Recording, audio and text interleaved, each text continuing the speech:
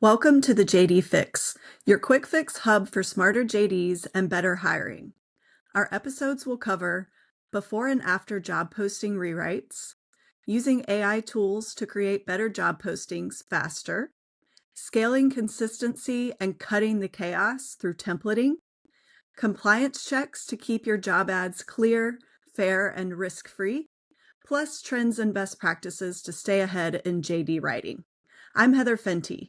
Whether you're an HR pro, recruiter, or hiring manager, I'll help you write better job posts fast. No junk, just 15-minute or less episodes packed with helpful tips. Subscribe now, and let's fix your JDs one post at a time.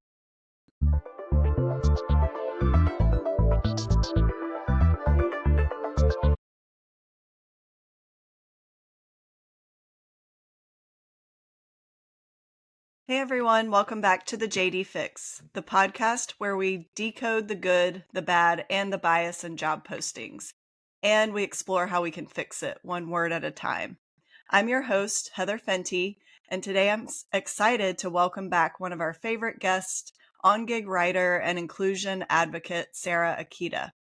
You might remember Sarah from an earlier episode where we talked about a job posting that literally asked for an American accent.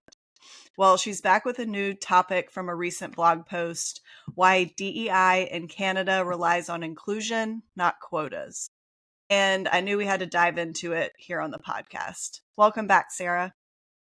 Thanks, Heather. It's always a pleasure to be here, and I love that we're diving into this topic. It challenged me as a writer and researcher, and I think it's such a timely conversation for both employers and anyone thinking about what inclusion really looks like on the ground.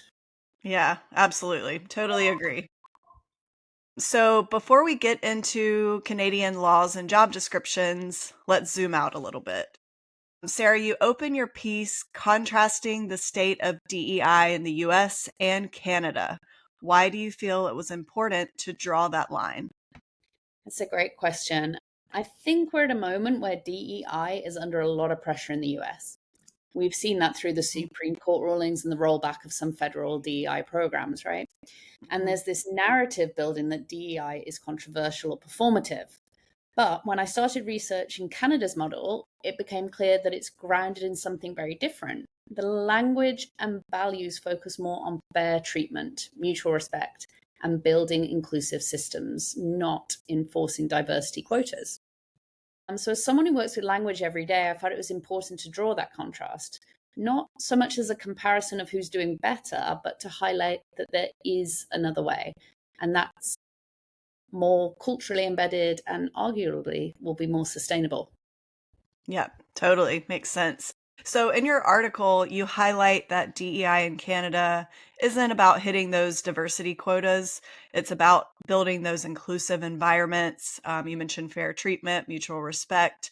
Can you walk us through the two key legislative pillars that make this possible, the Canadian Human Rights Act and the Employment Equity Act?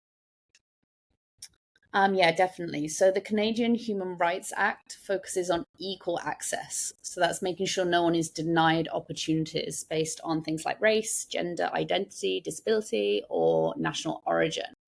That protection starts right at the hiring process, including job postings, and it's about preventing harm. Then the Employment Equity Act goes a step further. It recognizes that treating everyone the same doesn't create a level playing field when there are systemic disadvantages in place. So it encourages employers, and especially those large ones in federally regulated sectors, to identify barriers, to make reasonable accommodations, and aim for equitable representation of groups like women, Indigenous peoples, visible minorities, and persons with disabilities. Great. Okay. That's really helpful. I love how you could research, dig into things, and then summarize it. Really great. Also, I love that you said that this topic is not just about compliance, it's about values. So it really reframes DEI as something culturally embedded, like you said, not just HR driven. Exactly. Yeah, sorry. I'm No, cutting that's this. okay.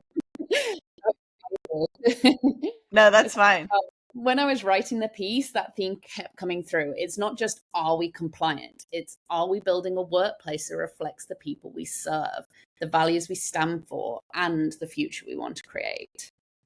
Absolutely.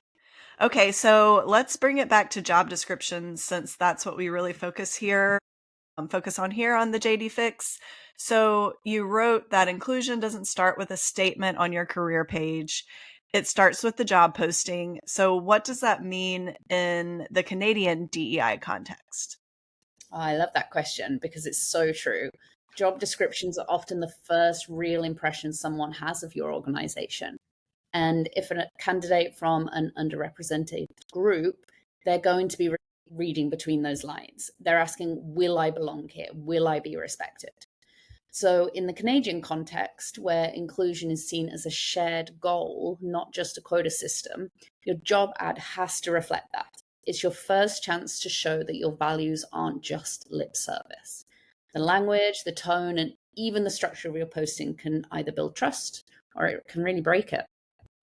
Yeah, absolutely. And you mentioned language. We see a lot of language in job postings that unintentionally exclude. So phrases like recent graduate or native English speaker. Why do you think these terms are problematic, especially in Canada? Yeah, those phrases can feel neutral, but they can also carry a lot of baggage. So, like recent grad can exclude older professionals, newcomers to the workforce, or parents returning after a break, which I know you and I both know about. And Absolutely. a native English speaker implies a preference for people born into a language, which can be discriminatory under the Human Rights Act, particularly around national origin. So, in a multicultural country like Canada, these phrases unintentionally signal who you don't want. And that Mhm. can stop great candidates from applying before you've ever met them. Yep, exactly. So it's really not always about what you say, it's about what people hear. So those, one small word can shut out an entire community. Exactly. And the tricky thing is, those words often come from habit, not from intention. But when Sure. someone's scanning a posting, they're filtering it through their lived experience. And one word can speak volumes and not always in the way we hope. Right. Yeah. And in your post, you also talk about unconscious bias, readability, and even accessibility in job postings. So this isn't just about removing bad words, it's about creating equity from the first line. So, what are some best practices that you recommend? Yeah, that's such a key point. It's not just about avoiding offensive terms, it's about making the entire job description feel accessible and inviting. So, a few things I'd recommend: just keep the language clear and simple, aim for that grade 8 reading level or below. That improves access for neurodiverse candidates, non native Mhm. speakers, and people are skimming job ads.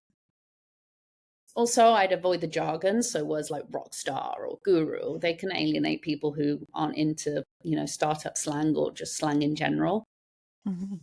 Try to use a neutral, inclusive tone, sorry. So like words like team or curious are great. And if you can, I definitely recommend using a tool like OnGig to detect the bias and improve readability because it just takes the guesswork out. Yeah, thank you. Thanks for the plug.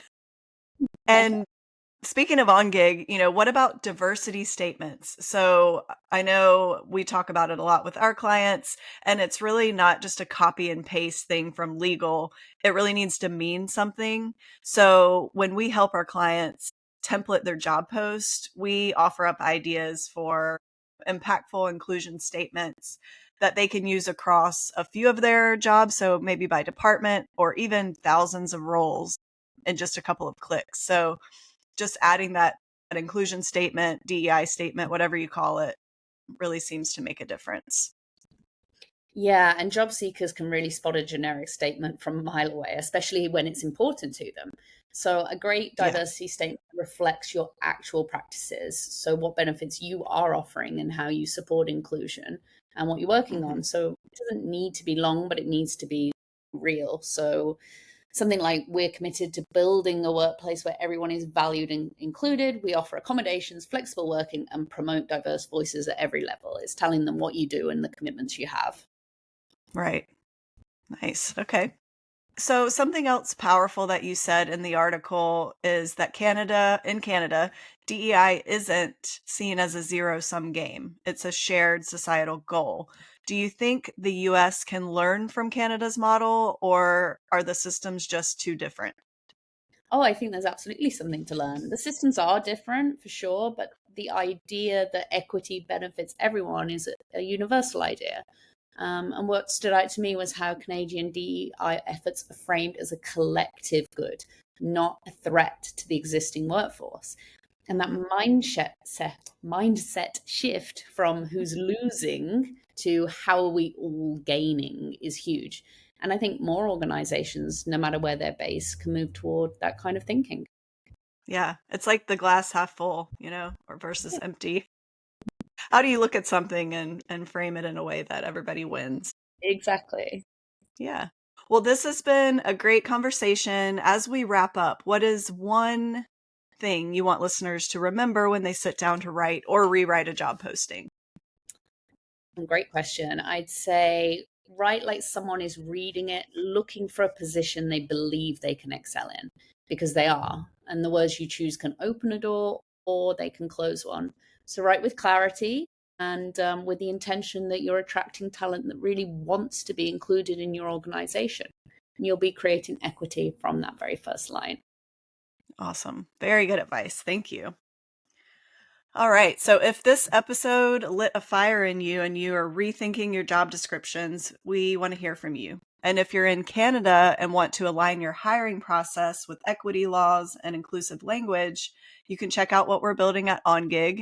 You can also find Sarah's full article, Why DEI in Canada Relies on Inclusion, Not Quotas, linked in the show notes. Until next time, keep fixing those JDs and happy hiring.